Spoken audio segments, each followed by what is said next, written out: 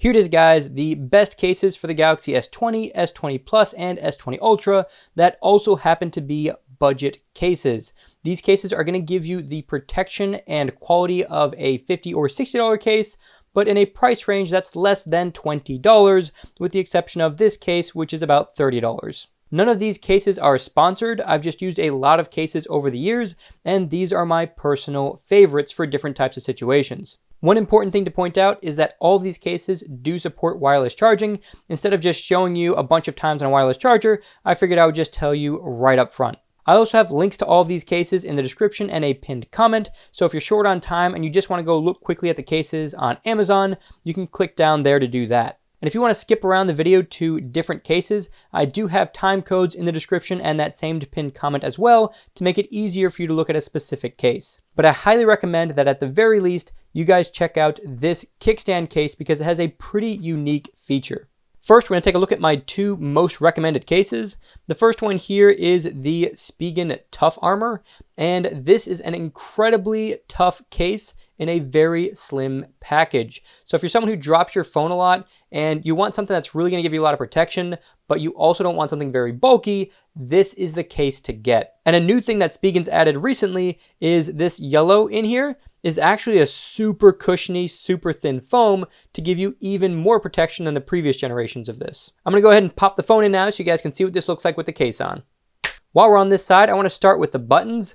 Right off the bat, you can tell that they are super clicky, and this bottom one has kind of a ridging on it, so you can tell just by putting your finger on it that this is the power button and these are the volume up and down buttons. So when you're grabbing it out of your pocket, you know exactly where the buttons are. Flipping over to the front, one of the things I love about this is that you do get a really nice bezel on the top and bottom. This actually sticks up decently off the surface of the phone to give you a lot of protection. You can definitely lay this face down on the table and not have to worry about your screen touching anything. And if we flip over to the back, you can see that the whole back side of the phone sticks out above the camera bump. Also on the back is a kickstand. This is actually one of the thinnest cases I've ever found that also incorporates a kickstand. You just get your fingernail in there to pop it out, and you can set it like this, or flip it over and set it like this. So this is going to be better if, say, you're cooking or something like that and you're trying to watch a recipe, and then you can flip it over and have it kind of more upright if you're going to be using it on a nightstand. One more thing I need to point out about the kickstand is that it is not spring-loaded and it's also not locked in magnetically. So if I just kind of tap this, you'll see it just falls down and then it just snaps into place. The last thing to point out is that the ports are very well sized. You're going to have no problems getting any connector into the USB-C port. Next, we have the Spigen Ultra Hybrid. This is the clear case that I recommend. It's made out of TPU on the outside, which is thermoplastic polyurethane. It's like a kind of a flexible rubber. And the inside, this isn't glass. This is actually just a really hard plastic, but it is pretty scratch resistant. I've actually been using this one on my iPhone 11 Pro Max for a while, and you can hardly see any scratches on the back of it. This is the case I recommend if you want to show off the back of your phone. So this looks great with the iPhone 11 Pro Max because it's that gray there. You can see the Apple logo, and I think it just looks really good. And it also look really good if you got a color other than the black version of the Galaxy S20, S20 Plus, or S20 Ultra. I'm going to go ahead and throw this in now so you guys can see what that looks like. So as you can see, since this is a black phone, you really can't see it too well inside the case. And it kind of just looks like a shiny black back for the case. However, this is also really well built. It's going to give you a lot of drop protection, not quite as much as the Tough Armor, but pretty close behind it. It also has raised edges on the top and bottom, so you can lay this face down on the table and not have to worry at all about the screen touching the table. And the back actually has a raised bezel that goes around the camera bump as well to protect your lenses. Buttons on this case are also super clicky and very tactile. And the cutouts are once again spot on. You're not going to have any problem putting any connectors in here. If you don't want a clear back on your case and you want the thinnest case that's still going to do a good job protecting your phone, then I actually recommend this other case over here. It's another Spigen case. This is the Spigen Neo Hybrid, and this is another case that I get for just about every phone that I buy. It's a super premium feeling case. It's incredibly thin, and it still offers a lot of protection. Next up, we have the Arae, not sure how to pronounce that. It is Arae. If you know how to pronounce this, go ahead and let me know down in the comments below. But this is a genuine cowhide leather wallet case, and if you smell it, yep, that is definitely genuine leather. Smells like dead cow for sure. If you're vegan and you don't like the cowhide leather option, they do have a fake leather version as well. That's also a bit cheaper. One of the first things I want to point out about this case is that right on the top, you'll see these 3 holes here. This is so that you can take a phone call when the case is closed. Otherwise, it might be a little bit harder to hear someone, and you'd have to open the case, and this piece would either be like slapping you in the face, or you'd have to just wrap this around the back and kind of get a good grip on it and then take the call like that. So I love the fact that they did include these holes here, and regardless of which wallet case you get, I highly recommend you just make sure it's got holes or a slit or something on the top to make it easier to hear the person on the other end. The strap is magnetic, so as you can see here, if I just kind of push it over, it will snap into place to hold it securely, and the magnet can also latch onto the back of the case, so when you open it up, you don't have to worry about the strap just kind of flapping over on the side. The next most important feature here is the fact that this is a full case within the wallet itself. A lot of wallet cases only have these little clips on the 4 corners holding your phone in place, and you don't get a lot of drop protection from those cases. But with this one, you get plenty of drop protection even if you drop the phone with the case open. I'm gonna go ahead and toss the phone in now so you guys can see what this looks like. So right off the bat, you can see that there is a raised bezel that goes all the way around the device, and it's raised up on all 4 sides to give you a ton of protection. Even if you drop this face down with the case open, your phone is going to be well protected. On the side, you do have these little buttons here that are molded into the case itself, and they are still very tactile. A lot of times when you get these molded buttons, they're not very tactile, but these ones are very easy to press and very clicky. Looking at the bottom, the cutouts are also well placed, and you can easily get a connector into your USB-C port. This case does support 3 credit cards, and you can stack more than 3 in here. If you start stacking them on top of each other, you can probably fit at least 6, maybe even 9 cards in here. But just keep in mind, if you put like 9 or more cards in here, and then later on you want to switch to only having maybe 3 cards in, then the slots are going to be stretched out, and there's a chance that your cards will fall out if you tip your phone upside down. So just be mindful of that. If you want to put a ton of cards in here, that's fine. You can do that. Just don't try to take those cards out later and run with a lower number of cards.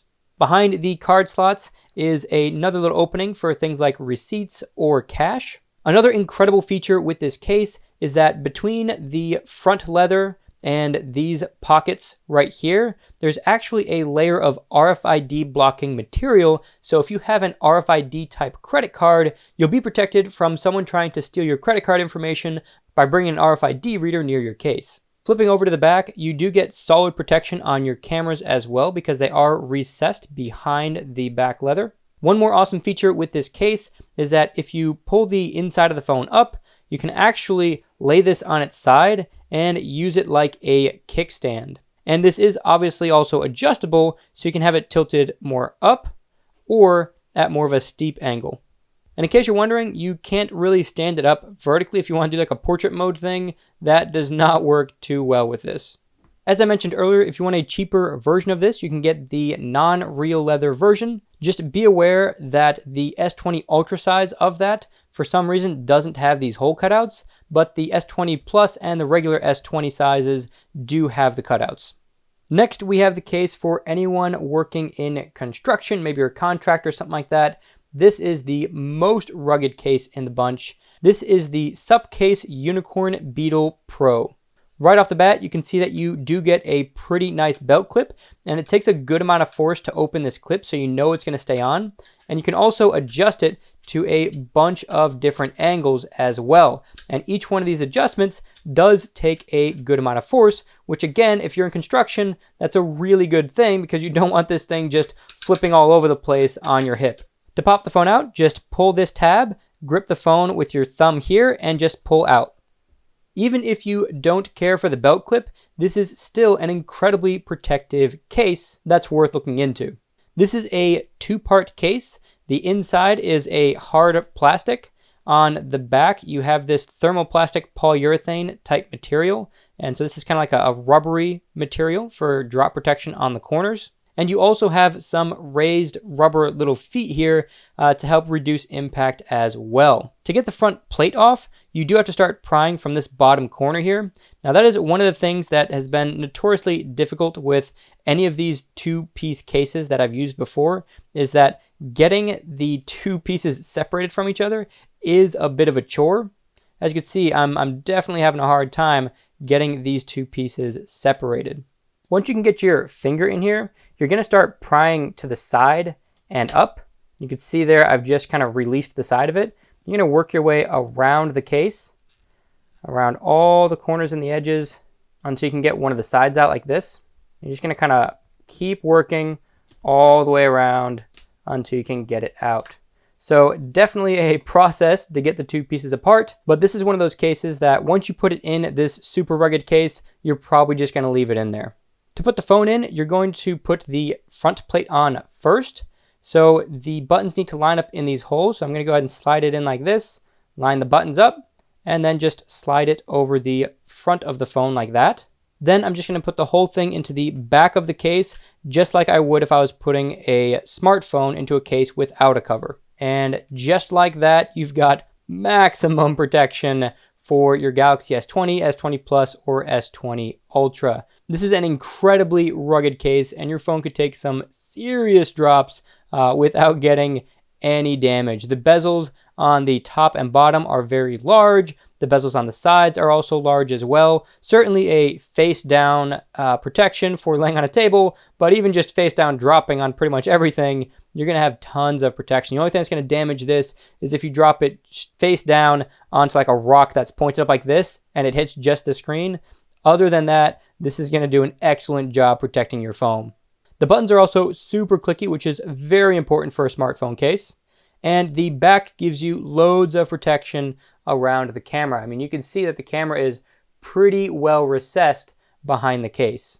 Flipping over to the bottom, you can see that there is a dust cover as well for your USB port for added protection.